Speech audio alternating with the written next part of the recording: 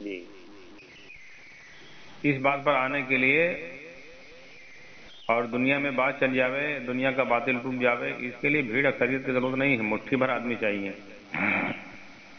نوح علیہ السلام کے زمانے میں 80 آدمی بنے تھے، جی تو 80 آدمی سے پوری دنیا تباہ ہوئی کہ نہیں ہوئی؟ ہوں اور جبکہ نوح علیہ السلام چھوٹے نبی ہیں، محمد صلی اللہ علیہ وسلم بڑے نبی ہیں۔ بے شک نوح علیہ السلام کی شریعت سے ہمارے نبی محمد صلی اللہ علیہ وسلم کی شریعت زیادہ مضبوط اور طاقتور ہے، جی آج کے عمل زیادہ پاورفل ہے۔ اس زمانے میں لوگ 1000 برس عبادت کرتے تھے، 500 برس عبادت کرتے تھے۔ یہاں اللہ کے نبی نے بتلایا ایک رات تم عبادت کر لو شب قدر میں، ان سے افضل۔ ہوں یہاں ہمارا اللہ کے نبی صلی اللہ علیہ وسلم نے ایسے ایسے بتلا دیے ہیں کہ ایک عمل کر لے آدمی تو پچھلے زمانے میں جو 100 برس عبادت کرتے ان سے افضل۔ جی اور پھر حضور صلی اللہ علیہ وسلم کی محنت جو 125 بنے ہیں مکے میں، تو وہ 125 پوری دنیا پر حاوی رہے ہیں۔ ہوں اور امام مہدی جب آئیں گے، جی یہاں سے لے لو آپ، تو حدیث میں ہے کہ دمشق کی مسجد میں ہوں گے، ٹھیک جتنے پوری دنیا بھر کے ایمان والے ہوں گے، حدیث میں ہے وہ سب وہیں ہوں گے۔ پوری دنیا بھر کے جتنے ایمان والے ہوں گے وہ دمشق کی ایک مسجد میں ہوں گے۔ آپ کسی طرح اس کا نیٹ سے وہ نکالیں گے اس کا ایریا کی کتنی بڑی مسجد ہے، تو ہم کہہ رہے ہیں آپ کے سہارنپور کی جو سب سے بڑی مسجد ہو پورے ضلع میں، جی جی ہم کہہ رہے ہیں سہارنپور کی جو سب سے بڑی مسجد ہو آپ کی، ہاں جی اس میں جتنے سہارنپور کے مسلمان ہیں وہی نہیں آ پائیں گے۔ ہاں اور یہاں اللہ تعالیٰ کے نبی صلی اللہ علیہ وسلم فرما گئے ہیں کہ دمشق کی وہ ایک مسجد ہے، اس مسجد میں ساری دنیا کے ایمان والے ہوں گے۔ ٹھیک ٹھیک ٹھیک آپ یہ یعنی فیصلہ بہت کریں کم کہ ہوں گے۔ آپ یہ فیصلہ کریں کہ اس وقت پوری دنیا میں ایمان والا کون کون ہے، ہاں کیونکہ حدیث میں ہے ان کا ساتھ صرف ایمان والے دیں گے، امام مہدی اور عیسیٰ علیہ السلام کا، اور سارے جمع ہوں گے دمشق کی مسجد میں۔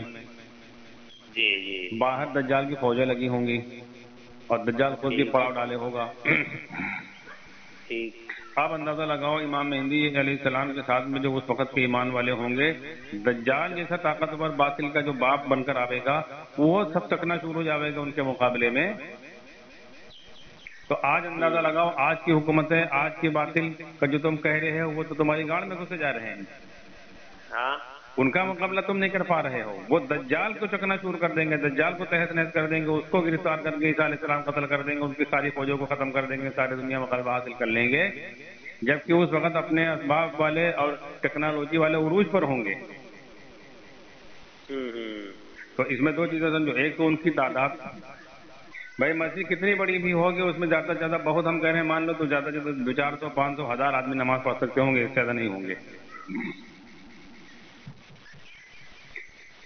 وہ اتنے تعداد جو ہوگی وہ پوری دنیا پر غالب ہوگی اور دجال جیسی قوت پر غالب آ جائے گی۔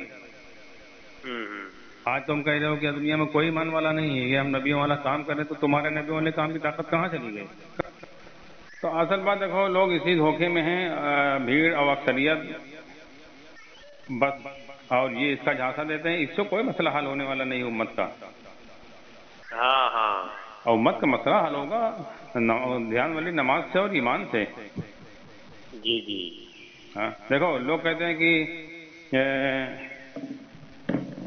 ایمان ہے کہ نہیں کون جان سکتا ہے؟ ہاں بات سمجھو پہلے، جی ایمان ہے کہ نہیں ہے، نفاق ہے کہ شرک ہے کہ اندر کفر ہے کہ ایمان ہے، دوسرا کوئی نہیں جان سکتا نہ بتلا سکتا ہے۔ ہاں یہ بات چل رہی ہے، لیکن ہر آدمی اپنا جان سکتا ہے۔ ہر آدمی اپنا جان سکتا ہے۔ کاہے کے لیے جان سکتا ہے؟ جب انسان کے اوپر کوئی حال آیا، ٹھیک اس کو سمجھیے، اور اگر ہمارے دل میں یہ خیال آیا کہ اللہ یہ مسئلہ کہاں حل کر سکتے ہیں، تو اللہ پر ایمان ہے ہی نہیں۔ ٹھیک دل میں اگر آپ کی یہ ہے کہ یہ مسئلہ اللہ کیسے حل کر دیں گے، ہاں بھئی اللہ تعالیٰ تو وہاں ساتویں آسمان پر بیٹھے ہیں اور دنیا دار الاسباب ہے، یہاں چیزیں ہمارے پاس ہے نہیں، سامان ہے نہیں، یہ مسئلہ تو اس چیز سے جڑا ہوا ہے، تو اللہ پر آپ کا ایمان ہی نہیں، اللہ کو آپ نے نہ سمجھا نہ مانا ہے۔ یعنی کوئی حال آیا اور دل میں یہ بات ہے کہ اللہ کیسے کر سکتے ہیں؟ ہاں تو آپ نے اللہ کو نہیں مانا، وہ آپ بلا سوچے سمجھے ایسے زبان سے کہہ رہے ہیں، وہ کرنے والا اللہ ہے، اللہ کو نہیں مانا نہ اللہ کو سمجھا ہے۔ ٹھیک جیسے چھوٹے بچے 5 سال کے بچوں سے اگر کہو شادی کرو گے تو کہیں گے ہاں کریں گے، وہ تو بلا سوچے سمجھے کہہ رہے ہیں شادی کیوں کریں گے، ان کو پتہ ہی نہیں شادی کیا چیز ہے۔ ہاں ہاں وہ جیسا کوئی لڑکی دکھلاؤ بچے کو 5 سال کے، بیٹا اس سے شادی کرو، کہے گا ہاں کریں گے، تو آپ اس سے جیسے سکھلا دیتے ہیں کچھ لوگ گھر میں، کوئی بہن بھائی یا کچھ ہاں شادی کیوں کرو گھر ہمارے کپڑے دھلے گی، کھانا کھلائے گی، یہ کرے گی وہ کرے گی، تو وہ ایک ایسے ہی بلا سوچے سمجھے وہ کہہ رہا ہے، حقیقت نہیں پتا اس کو شادی کس لیے کی جاتی، بیوی کس لیے آئے گی. اور یہی جملہ ایک 20 سال کا جوان کہے گا، اس کے دل کے ارادے میں اور اس کی نیت میں فرق ہے کہ نہیں ہے؟ فرق ہے. تو ایسے ایک اللہ والے اور صحابی کے عزت کرنے والا اللہ ہے، ان کے دل میں یہ ہوتا تھا کہ اللہ کے علاوہ کوئی کرنے والا ہے ہی نہیں. اور ہم لوگوں کے دل میں یہ ہے کہ اللہ کرنے والا ہے ہی نہیں، وہ کہتے تو اللہ کے علاوہ کرنے والا نہیں، اور ہمارے دل میں یہ ہے کہ اللہ کرنے والا ہے ہی نہیں. اب اگر کوئی حال اللہ نے ڈالا اور ہمارے دل میں یہ آیا کہ یہ اسباب کے بغیر کیسے اللہ حل کر دیں گے، تو ہمارے دل میں نفاق ہے. اگر حضور صلی اللہ علیہ وسلم والے عمل ہمارے پاس ہیں، حضور والی نماز ہمارے پاس ہے، اور حضور صلی اللہ علیہ وسلم والی دعا ہمارے پاس ہے، اور دل میں یہ ہے کہ خالی دعا سے خالی نماز سے کیسے ہو جائے گا جب تک اسباب نہ ہو، تو نفاق ہے دل میں. یعنی بھوک لگی جیب میں پیسے نہیں ہے، ابھی بنا پیسوں کے کھانا کیسے ملے گا، یہ نفاق ہے. ہاں کوئی بھی حال اگر انسان کے اوپر آیا ہے، اگر اس حال کو یہ سمجھ رہا ہے کہ اللہ یہ مسئلہ ہمارا نہیں حل کر پائیں گے یا نہیں کر سکتے، وہ زبان سے کہے یا نہ کہے، دل میں اگر ہے تو دل میں نفاق اور کفر ہے. دل میں یہ ہر آدمی جانتا ہے. صحابہ کے دل میں یہ تھا کہ جو بھی حال اب، چاہے وہ جنگل میں پھنس گئے ہوں، چاہے سمندر میں ہوں، لیکن وہ کہتے تھے کہ کرنے والا صرف اللہ ہی ہے. چاہے جنگ کے میدان میں ہو تو اپنی اکثریت اپنی طاقت پر بھروسہ نہیں کیا، ان کی اکثریت بھیڑ اور ان کی طاقت سے مروب نہیں ہوئے ہیں. کوئی شے سامنے آ گئی، اس شے کا خوف دل میں نہیں ہوا ہے، چاہے شیر آ گیا. آپ دیکھ لو صحابہ کے قصے واقعے ہیں، شیر سے بھی نہیں ڈرے ہیں، کسی شے سے متاثر نہیں ہوئے، کیونکہ ان کے دل میں یہ تھا کرنے والا صرف اللہ ہے. کرنے والا صرف اللہ ہے. اور اولیاء بھی نہیں ڈرے. شیخ عبد القادر جیلانی رحمۃ اللہ علیہ نے کہا ہے، تم دعویٰ کرتے ہو ایمان ہونے کا، ابھی ہمارے ساتھ رات میں 12 بجے جنگل میں چلو، پتہ چل جائے گا کس کے دل میں ایمان کتنا ہے. سبحان اللہ. یہ ہے ہم تو بلا خوف خطر چلیں گے، تم ڈر رہے ہوگے، پتہ چل جائے گا ایمان کتنا ہے. ایمان کتنا ہے. اب یہ اندازہ لگاؤ اولیاء جنگل میں کیوں جاتے تھے؟ کیا وہاں کوئی قرآن اتر رہا ہے، وہاں کوئی شریعت اتر رہی ہے؟ ہر شے کا اور ہر شکل کا تاثر نکالنے کے لیے، ہر شکل سے امید ختم کرنے کے لیے آتے تھے کہ آپ یہاں کوئی شکل نہیں، کوئی اسباب نہیں، خدا سے ساری ضرورتیں پوری کرائیں گے، اس کی محنت میں لگے ہیں یہاں. یہ ہے بات. اور سیدنا ابراہیم علیہ السلام کو دیکھ لو، اللہ نے ان کی مثال دی ہے. ان کو کس نے یہ بات سمجھائی تھی کہ جبریل سے بھی نہیں ہوتا؟ یہ بات کس نے سمجھائی تھی؟ بھائی جبریل تو ایسا فرشتہ ہے، اللہ کے حکم کے بغیر آ نہیں سکتا ہے، اور جس نے نازک موقع پر آپ کی مدد کرنے آیا ہے، آپ آگ میں گرنے جا رہے ہو، اور ان کے پاس کوئی قرآن بھی نہیں اترا تھا، کوئی وحی بھی نہیں اتری تھی کہ ہاں اللہ نے کوئی آیت ان کو بتلائی ہو کہ اس آیت میں اللہ نے کہا کہ ہم جبریل کے بھی محتاج نہیں ہیں، یا کوئی قصہ ان کے سامنے کسی نبی کا آیا ہو کہ اللہ نے ایسے براہ راست کسی مدد کی ہے. لیکن یہ بات کس نے سمجھائی تھی کہ جبریل سے بھی نہیں ہوتا ہے؟ وہاں ابراہیم علیہ السلام اکیلے، کوئی کتاب نہیں پڑھی، کوئی نبی، کوئی ولی، کوئی مسلمان نہیں ملا، جبریل کا بھی انکار کر دیا. اور یہاں 4 مہینے لگانے کے بعد، اتنی کتابیں پڑھنے کے بعد، اتنی نمازیں پڑھنے کے بعد مچھر کا بھی انکار نہیں کر پا رہے ہیں کہ مچھر بھی کاٹ لے گا تو ملیریا ہو جائے گا. حالانکہ حدیث بتلا رہے کہ بخار اللہ بھیج رہے ہیں، اور تم جھوٹ بول رہے ہو، مچھر کو الزام لگا رہے ہو. اسی کو قرآن میں اللہ نے کہا ہے رسول، یہ جھوٹ بولنے کے، جھوٹ سننے کے عادی، صبح سے لے کر شام تک جھوٹ سنتے ہیں یہ.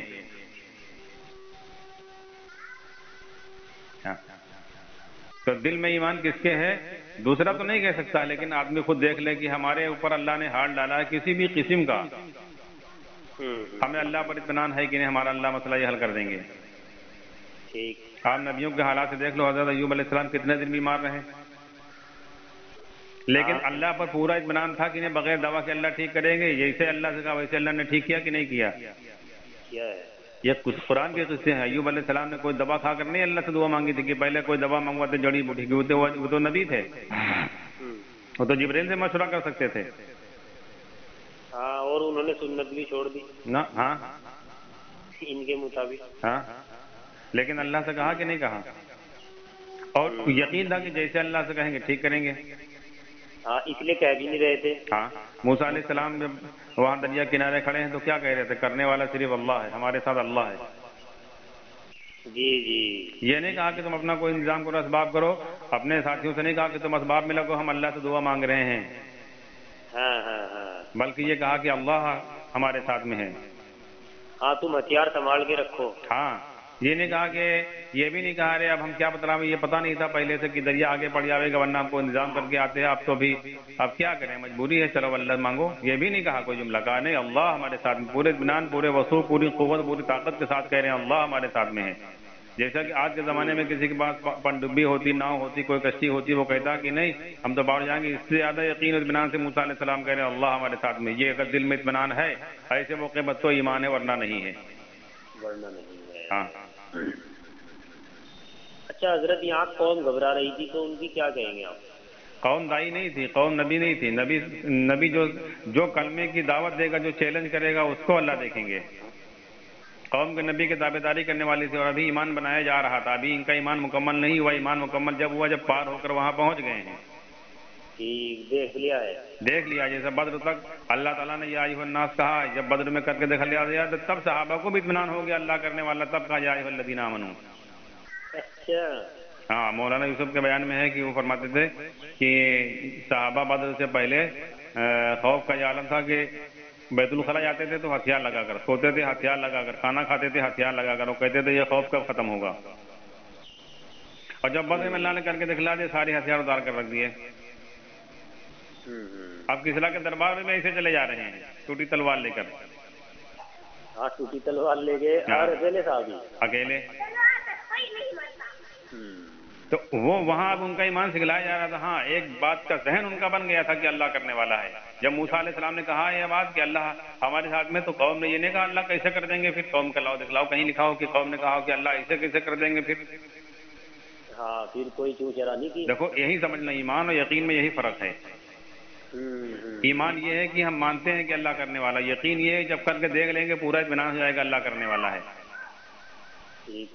جیسے آپ کو کسی پر بھروسہ ہے کہ ہم جب کچھ ایمان کے معنی بھروسے کے ہوتے ہیں کہ ہم جب کہیں گے تو وہ ہماری مدد کر دے گا. ابھی آپ کا بھروسہ یقین نہیں بنا ہے اور آپ کو ضرورت پڑ گئی، پھر یقین بن جائے گا. ہاں آپ کی ضرورت پڑ گئی کہ آپ کو زمین لینا، مکان بنانا. آپ نے ان سے کہا کہ بھائی ایسا کرو 2 لاکھ روپے ہم کو دے دو، تم کو بعد میں دے دیں گے کم کام کر کے. تو اس نے آپ کو فوراً 2 لاکھ روپے دے دیا، کہا جب ضرورت پڑے گی اور لے لینا، کوئی دقت کی بات نہیں. اب آپ کو یقین ہو گیا کہ آدمی سچا ہے.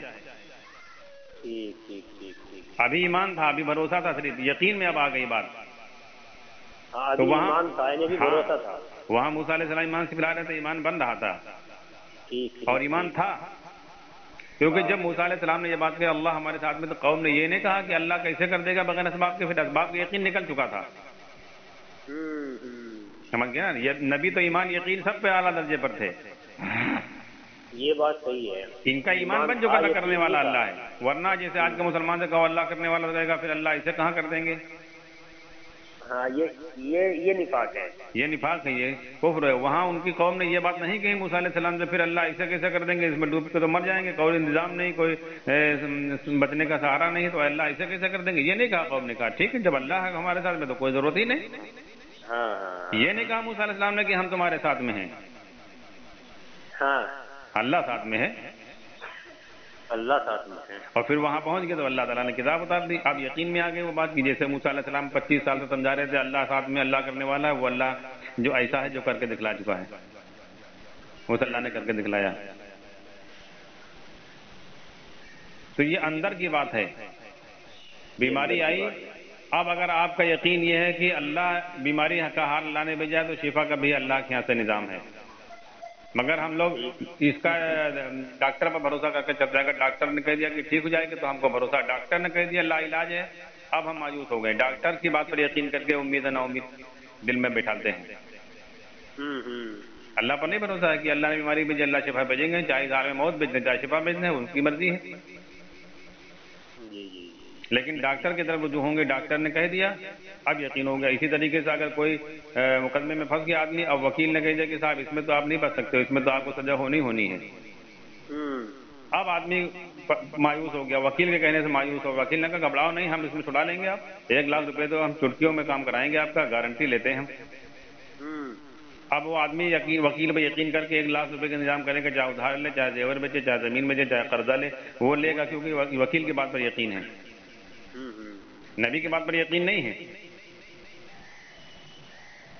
یہ بات ہے. اور نبی کے کوئی عمل اگر پیش کرو گے تو کہیں گے اللہ ایسے کہاں کر دیں گے. ہاں یہ بات چلی ہے، اللہ یہاں بنا سبب کے کیسے کر دیں گے؟ سبب تو ضروری ہے، کچھ کرنا تو ضروری پڑے گا۔ ہاں سبب چھوڑنے کو کہاں کہا ہے؟ ہاں اور ہم نے کل پڑھا حضرت کے بیان میں کہ ایک ہدایت و ضلالت دینداروں کو لگی ہے، ہاں دینداروں کو لگی ہوئی ہے، ہاں ایک ضلالت و ہدایت دینداروں کو لگی ہے کہ کرتے تو سب اللہ ہی ہیں، لیکن سبب بھی تو ہو، کچھ کرنا بھی تو پڑے گا، ہاں یہ دینداروں کو لگی ہے۔ ہاں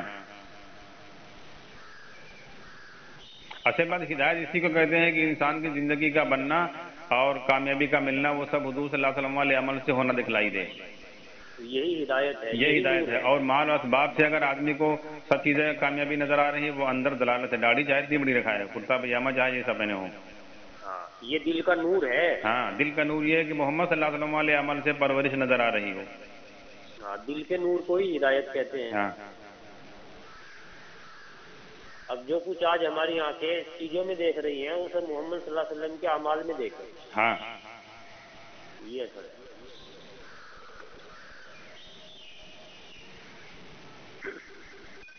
مگر اصل بات دیکھو جب اب تک یہاں سے پتہ جی لگتا ہے کہ ہمارے پاس ایمان نہیں ہے نہ کہ جب ہمارا کاروبار ٹوٹتا ہے، کھیتیاں ڈوبتی ہیں، اسباب چھینتے ہیں تو گھبراہٹ ہوتی ہے، ہاں چرچے ہوتے ہیں، سرکار پر ادھر ادھر الزام لگائے جاتے ہیں، اب کیا ہوگا بھائی، کام ہی بند ہو گئے، کاروبار ہی بند ہو گئے، لوگوں کو پیسہ ہی نہیں رہا۔ تو اس سے پتہ لگا ہے کہ اس شکل کے ساتھ یقین جڑا ہے، جو شکل ٹوٹ رہی ہے، ہاں اور اگر اس شکل کے ٹوٹنے سے کوئی گھبراہٹ نہ ہو، اس شکل کے بننے سے کوئی خوشی نہ ہو، عمل کے ٹوٹنے سے گھبراہٹ ہو اور عمل کے بننے سے خوشی ہو، تو یہ ایمان کی علامت ہے۔ نہیں دیکھو اس میں بھی آپ کو لوگ دھوکہ دے دیں گے کہ ہم کو عمل پر افسوس ہو رہا ہے، عمل کے کرنے پر خوشی ہو رہی، جس کو تم عمل صالح کہے یہ عمل صالح ہے ہی نہیں، یہ عمل صالح ہے ہی نہیں۔ عمل صالح اس کو کہتے ہیں جس عمل میں خدا کا دھیان ہو، خدا کا دھیان ہو، جس میں خدا کا دھیان نہیں وہ عمل صالح ہے ہی نہیں، کیونکہ نبی صلی اللہ علیہ وسلم کی حدیث ہے۔ نہیں اس عمل سے کچھ بننے کا یقین ہی نہیں ہے، عمل صالح کہاں ہے؟ ہاں نہ یقین ہے، جب خود یقین انکار ہے تو کر رہے دھیان ہیں کہ نماز سے کیسے ہو جائے گا۔ ہاں ہم نے بات کی ہے کہ جی نہیں خالی نماز سے، حضور نے کب کہا کہ خالی نماز پڑھ لو کام بن جائے گا؟ میں کہا حضور نے کہا کہ اس کو کہ نماز پڑھ لو اور اس کے ساتھ سبب کر لو، ایک صحابی پیش کر دو کہ جسے نماز بتلائی ہو اس کے ساتھ سبب بتلایا ہو۔ آپ نے ابو ہریرہ رضی اللہ عنہ سے کہا اٹھو کھڑے ہو نماز پڑھو، نماز میں صفا ہے، آپ کی حضرت ہی بیان کرتے ہیں اس کو، ٹھیک ہے؟ تو اس کے ساتھ سنت کیوں چھوڑ دی حضور نے؟ نہیں آدمی وہاں بتلاتا ہے کوئی چیز ساتھ میں جب وہ چیز ناقص ہوتی ہے، جب وہ چیز ناقص ہوتی اگر ہے، حضور صلی اللہ کمزور علیہ وسلم ہوتی کا ہے، حضور صلی اللہ علیہ وسلم والا عمل ناقص ہوتا تو حضور اکرم صلی اللہ علیہ وسلم بتلا دیتے ہیں کہ دیکھو یہ عمل ضرور ہے لیکن اس سے خالی کام نہیں پڑے گا، اس کے ساتھ میں اسباب ملا لینا۔ جیسے آپ ابھی کسی بچے کو جو ہے یا کسی اپنے ساتھی کو دو کچھ پیسے سامان لانے کے لیے، مثال کے طور پر مٹھائی کے لیے آپ 100 روپے دے دو کہ جاؤ آدھا کلو مٹھائی لے آؤ، لیکن بتا دینا کہ دیکھو وہ 250 روپے کلو ہے، 25 روپے اپنے پاس سے آپ ملا لینا تب دے گا، ہم بعد میں آپ کو دے دیں گے۔ آپ کے پیسے ناقص جب آپ نے کہا، اگر آپ نے 2000 کا نوٹ دیا ہے تب آپ یہ نہیں کہو گے کہ اس میں پیسے ملانے پڑیں گے، آپ کہو گے 1 کلو مٹھائی لے آؤ، سیدھے سیدھے کچھ نہیں کہو گے آپ۔ اور جب آپ کا ناقص ہوگا کچھ کمزور ہوگا تب آپ کہو گے دیکھو ہو سکتا ہے اس میں کچھ پیسے کم پڑ جائیں تو ملا لینا، کوئی دقت کی بات نہیں ہے۔ ہاں کیونکہ وہ ناقص ہے، ہاں وہ ناقص ہے، اگر یہ ملانے کے بعد اس کا مطلب حضور صلی اللہ علیہ وسلم والا عمل ناقص ہے، عمل ناقص ہے۔ اب اگر کوئی مثال کے طور پر کوئی اپنی لڑکی کا نکاح کسی لڑکے سے کر دے، لڑکی ہر اعتبار سے پوری مکمل ہو، شکل صورت کے اعتبار سے، عقل شعور کے اعتبار سے، ہاتھ پیر آنکھ زبان دل و دماغ ہر اعتبار سے کامل ہو تو وہ نہیں کہے گا کہ ٹھیک ہے آپ دوسری شادی بھی کر سکتے ہو۔ ہاں اب اگر لڑکی ناقص ہے، مثال کے طور پر نابینا ہے، یا اس کے دونوں پیر نہیں یا دونوں ہاتھ نہیں ہیں، یا بہری گونگی ہے، اب اس کی مجبوری ہے، اب وہ لڑکا راضی نہیں ہو رہا تو کہے گا ٹھیک ہے تم اس سے بھی نکاح کر لو، اگر تم کو ضرورت ہوگی تم دوسری پہ کر لینا، ہم کوئی منع تھوڑا کر رہے ہیں، دوسری پہ کر لینا، تم 2 بیوی رکھ لینا، اسلام میں تو 4 تک جائز ہیں۔ جب کوئی ناقص ہوگی تب وہ کہے گا۔ जी जी। अब अगर कामिल है, अगर वो कहे भी, सोचे भी कि हम इसके बाद दूसरी शादी करेंगे, तो कहेगा नहीं रहें तो फिर हमारे लड़के से निकाह ना करो, आप दूसरी जगह कर लो, नहीं करेंगे हम। जबकि इस्लाम में जायज है, ये जायज चीज में भी वो राजी नहीं होगा, जायज में भी राजी नहीं होगा। तो आप बताओ हुजूर सल्लल्लाहु अलैहि वसल्लम क्या नाफिज है कि इससे काम नहीं बनेगा? हाँ, वही बात है कि अंदर ईमान नहीं है, ईमान नहीं है, क्योंकि इस पर अल्लाह का वादा है, आपको अल्लाह पर भरोसा नहीं है। और जिस पर डॉक्टर का तजुर्बा है उसको उस पर यकीन करके कह दो कि नहीं, डॉक्टर ने कहा ठीक हो जाएंगे तो ठीक हो जाएंगे, फिर वकील ने कहा कि हम छुड़ा लेंगे तो फिर ठीक होंगे, हालांकि डॉक्टर भी जानता है दवा में शिफा नहीं है, वो पैसा कमाने के लिए झूठ बोलता है। पैसा कमाने के लिए। भाई शुगर का मरीज होता है, मरीज भी जानता है, डॉक्टर भी जानता है ठीक नहीं होगा, हाँ, लेकिन फीस लेता है, पैसे लेता है, कहता है ठीक है कब से कंट्रोल हो जाएगा, और जानता है ठीक है कुछ नहीं होगा, मगर ये हमारे पास आए हैं तो ये बेवकूफ है, तो हम इनको बेवकूफ बना रहे हैं। हाँ, कैंसर का मरीज जब डॉक्टर के पास जाता है तो डॉक्टर भी जाता है ठीक नहीं होंगे, और मरीज भी जानता है ठीक नहीं होंगे, हाँ, लेकिन फिर भी कितने महंगे महंगे इलाज करते हैं, कितने बड़े बड़े कॉलेज बने हैं, उनकी कितनी बड़ी बड़ी पढ़ाई होती है, कितने बड़े बड़े डॉक्टर डिग्री लेकर, कितना पैसा खर्चा करके डिग्री लेकर आते हैं। जो डॉक्टर पढ़कर आया वो भी जानता है कि ठीक नहीं होगा ये मर्द, लेकिन जब आप उनके पास गए हो, मोहताज के पास गया है, तो वो तो फिर आपको अपनी कमाई के लिए, क्योंकि उसकी परवरिश वहां से जुड़ी हुई, वो तो आप से फीस लेगा, दवा लिखेगा, जांच कराएगा, कहेगा जाओ, हाँ, क्योंकि आप खुद उनके पास गए हो ना। जी जी, हाँ, ये है असल बात। तो अल्लाह पर भरोसा नहीं, अल्लाह पर इत्मीनान नहीं है, वरना मोहम्मद सल्लल्लाहु अलैहि वसल्लम मुसलमान के पास मौजूद हैं, तो और मुसलमान दुनिया में परेशान और जलील हो रहा है। हाँ, बड़े बड़े अमल मौजूद हैं, हजरत फरमा रहे हैं, लेकिन जूतियाँ खा रहे हैं। हाँ, कि बड़े बड़े अमल मौजूद हैं, जूतियाँ खा रहे हैं। इसकी वजह यह है कि अमल सीख लिया, ईमान नहीं सीखा, यकीन नहीं सीखा। हाँ, सिर्फ अमल सीख लिया, ईमान सीखा नहीं। सिर्फ अमल सीख लेते हैं, ईमान सीखते नहीं, इसलिए बड़े बड़े अमल मौजूद हैं और जूतियाँ खा रहे हैं। हाँ, और ईमान इसलिए नहीं सीखते, ईमान तो है ही। हाँ,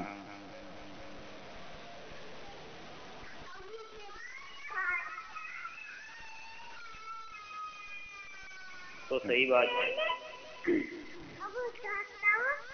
परसों हमारे साथ एक हाल आया है,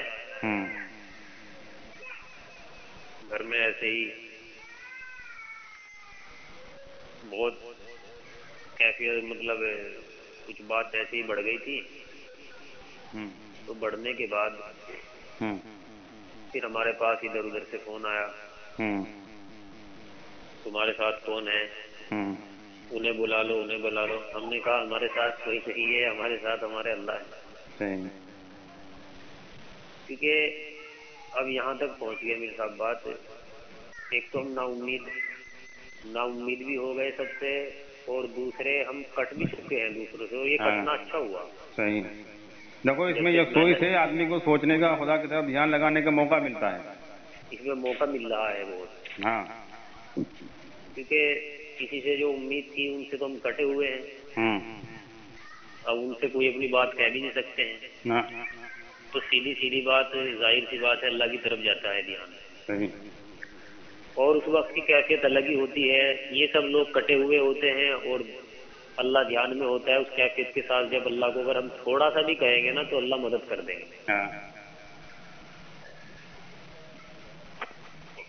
हमने अल्लाह की तरफ रुजू किया, ध्यान लगाया, अल्लाह से कहा ईशा के बाद,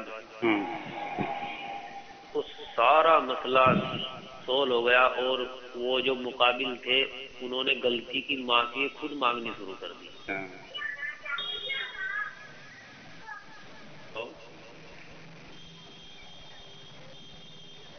हेलो, जी जी।